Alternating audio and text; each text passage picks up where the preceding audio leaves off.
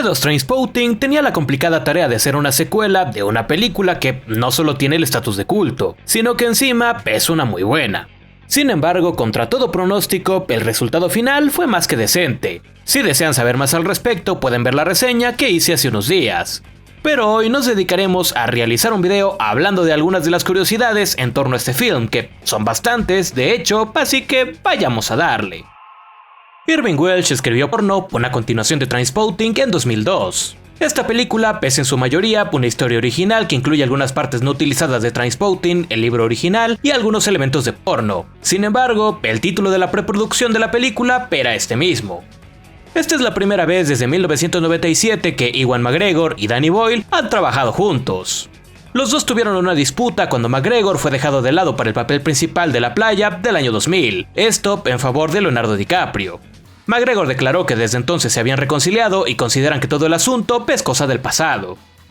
Aunque la secuela de la novela Trainspotting ya había salido en 2002, el director Danny Boyle quería esperar hasta que su elenco de actores hubiese envejecido lo suficiente como para interpretar versiones 19 años más viejas de sus personajes originales. Bromeó diciendo que, como los actores son bastante vanidosos, esto podría tardar un tiempo.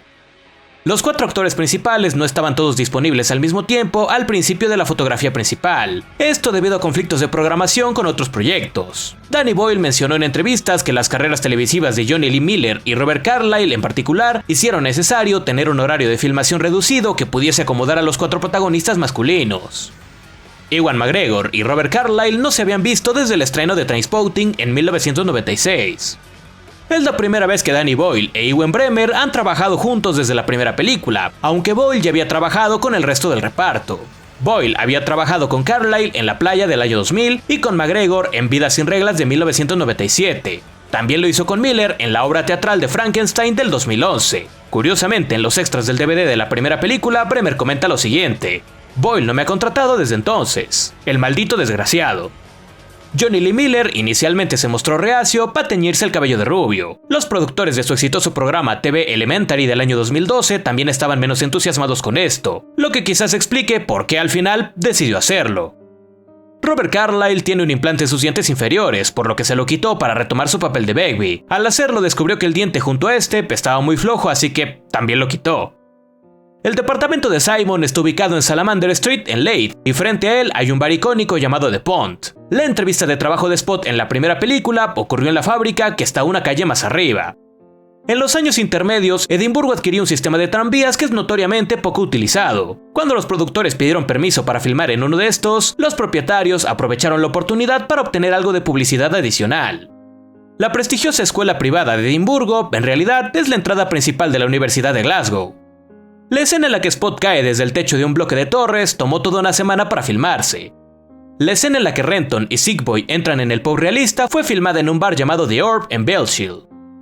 Aunque todos los personajes principales son aficionados al Hibs FC, con recuerdos del equipo adornando tanto esta como la película original, la escena con Mark y Simon en el estadio de fútbol fue en realidad filmada en Tynes Castle, sede del Hearts FC, los rivales del Hibs. Cuando Simon y Begbie se encuentran por primera vez en el pub, Simon inventa una historia sobre un amigo mutuo que viaja a Ámsterdam y reconoce a Renton. Aunque el nombre del personaje y la situación son ligeramente diferentes, así es como Simon Siegboy descubre el paradero de Renton en la novela porno. En la secuencia de apertura, un ciclista lleva una máscara de esqueleto. Esta es una referencia directa a la novela de Trainspotting, donde las máscaras de esqueleto fueron utilizadas en la portada. Cuando Renton se baja del tranvía al principio de la película, el hombre con la camisa azul ahí mismo es el hermano de Ewan McGregor. En la secuencia de apertura suena una versión de Sweet the Perfect Day de Lou Reed. Esta canción ya sonaba en la cinta original en la escena donde Renton tiene una sobredosis. La toma de apertura de la película es un reflejo de la Trainspotting original, solo que Renton está corriendo en una caminadora en lugar de en las calles de Edimburgo. En la proyección original en Estados Unidos, las primeras escenas con Begbie y Spot tuvieron que ser subtituladas porque sus acentos eran muy fuertes. En las versiones caseras, estos subtítulos fueron eliminados. Curiosamente, los distribuidores querían subtitular toda la primera película por esta misma razón. La Madre Superiora se refiere a Spot como Danny Boy en el montaje de apertura de la cinta original, revelando así su nombre real antes de esta secuela. James Cosmo filmó sus escenas en un solo día. Danny Boyle fue considerado como director para la cuarta película de la franquicia Alien, que finalmente se convirtió en Alien Resurrection del año 1997, pero rechazó la oportunidad debido a diferencias creativas con el estudio y en su lugar hizo Vidas sin reglas de 1997.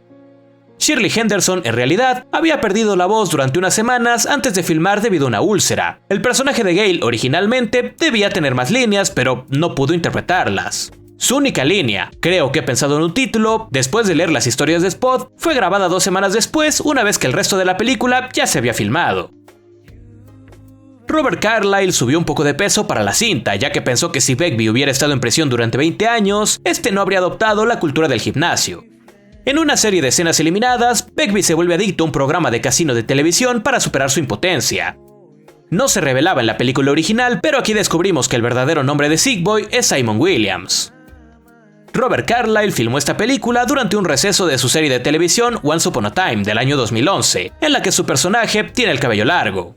Tuvo que cortárselo para esta película, aparte de su breve cameo como el padre de Begbie. Cuando regresó a Once Upon a Time, el corte fue incluido en el guión con la explicación de que sentía que necesitaba un cambio.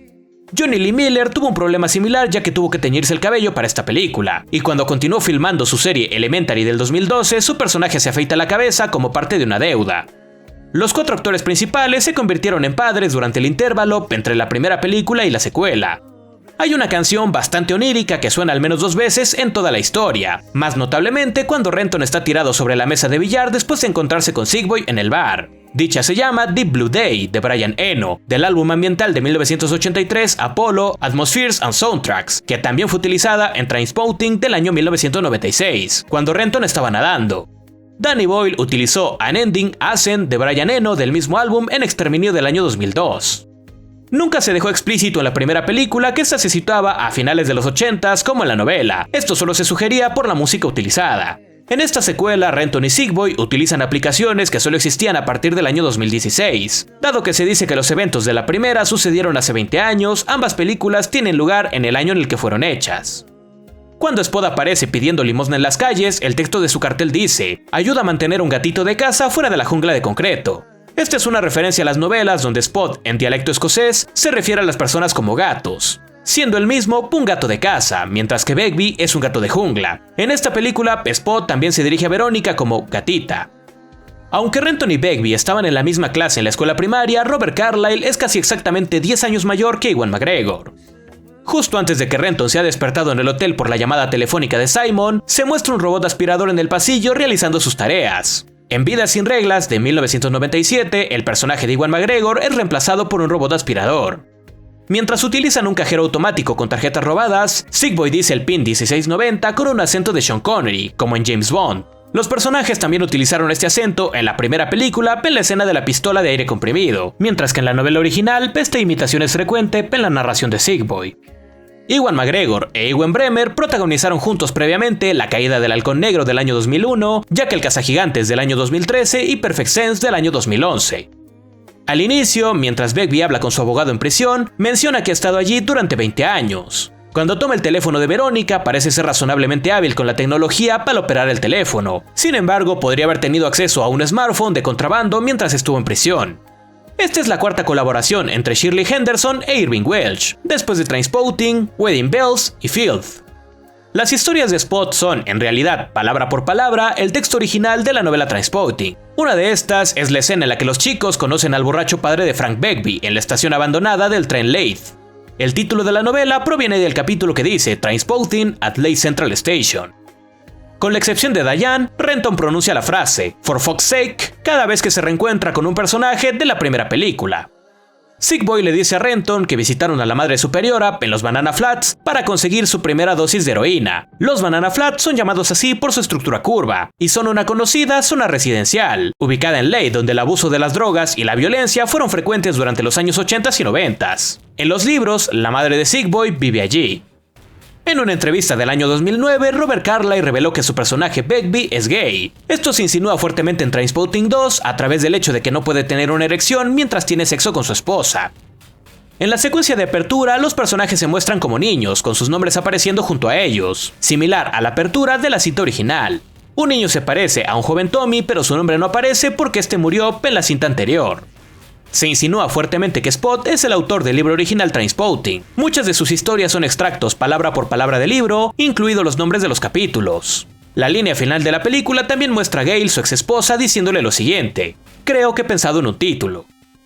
Después de la persecución en el estacionamiento, había una escena en la que Renton va al hospital para que le pongan puntos en la herida del brazo, y luego es recogido por Diane. Él duerme en su sofá, pero se levanta durante la noche y casi entra en su dormitorio antes de cambiar de opinión. Finalmente tenían una conversación al día siguiente sobre su antigua relación. Esta escena fue eliminada, dejando la entrevista de Diane con Renton y Verónica como su única escena en el corte final.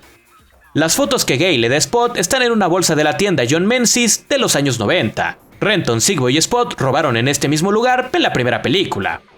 Aquí se confirma que Dawn, la bebé que murió por negligencia en la primera cinta, era la hija de Sigboy.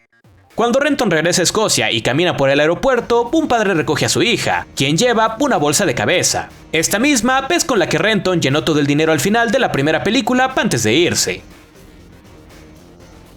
Renton y Begbie tienen un encuentro casual en el baño del club, pero mientras se ven en la película, en la novela Renton escapa tan pronto como se da cuenta de que es la voz de Begbie la que proviene del cubículo al lado suyo. En la novela, estos dos se encuentran hasta el final, pero Begbie es atropellado por un auto cuando corre hacia Renton y termina gravemente herido en el hospital. Al salir de su oficina, Diane le dice a Renton que Verónica es demasiado joven para él. En Trainspotting, Renton inicialmente no sabía la edad de Diane. Durante la cena entre Renton y Verónica en el restaurante, después de que ella le pregunta sobre el lema Choose Life, que Simon siempre le dice, Renton no solo le revela que era parte de una campaña contra las drogas en los años 80, sino que él y sus amigos jugaban con este título, haciendo un discurso para recordar la apertura de Trainspotting. Choose Life fue destacado en el video musical de Wham, Wake Me Up Before You Go Go de 1984, donde estaba escrito en la camiseta de George Michael. Amy Manson, la mujer bailando frente a Begbie en el club, ya había trabajado con Robert Carlyle en Once Upon a Time del 2011. En ambas películas, Renton se pone frente a los coches que lo rozan o lo tiran desde el techo y le sonríe a los conductores. También es la segunda vez que Robert Carlyle tiene una escena desde lo alto de un muro divisor. La primera vez fue en la playa del año 2000, donde su personaje hablaba con el de Leonardo DiCaprio. Y la segunda ocasión fue aquí, donde atrapa a Renton en un baño del pub. Spot firma la nota de su muerte como Danny Boyle. Esto está a solo 2 letras de ser el nombre del director de la película, Danny Boyle. Irving Welsh tiene un cameo como Mikey Forrester, quien también aparece en la primera cinta. Estas fueron las curiosidades en torno a esta película que he podido encontrar. Si tú conoces alguna otra, no dudes en colocarla abajo en los comentarios. No te olvides de compartir el contenido con alguien interesado en las curiosidades en torno a diferentes películas, ya que seguiremos haciendo más contenido como este, además de las reseñas. Sin más, yo me despido. Soy Diego Juan y nos vemos en el próximo video.